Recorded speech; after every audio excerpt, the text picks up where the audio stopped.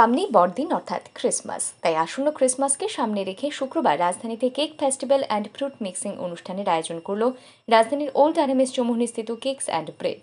রাজধানীর বনমালীপুর এলাকায় একটি ব্যাঙ্কোয়েট হলে অনুষ্ঠিত হয় এই কেক উৎসবটি।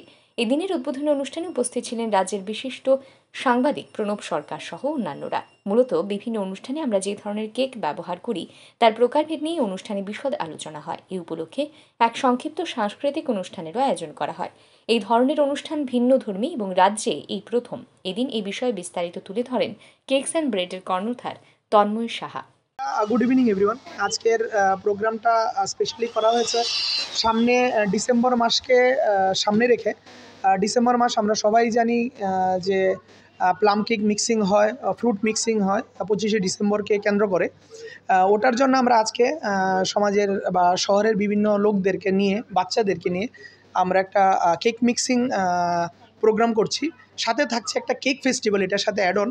কেক ফেস্টিভ্যালে আমরা দেখাবো যে আমরা কী কী টাইপের কেক বানাই বা কী কী টাইপের কেক বানাতে পারি, ওদের ডিজাইন, বিভিন্ন টাইপের কেক কেন এগুলোকে বলা হয়, কী টাইপের কেকের রেঞ্জ হতে পারে, what is semi fondant cake, what is fondant cake and what is customize cake, এগুলো নিয়ে আমরা একটু বিস্তারিত কথা বলবো।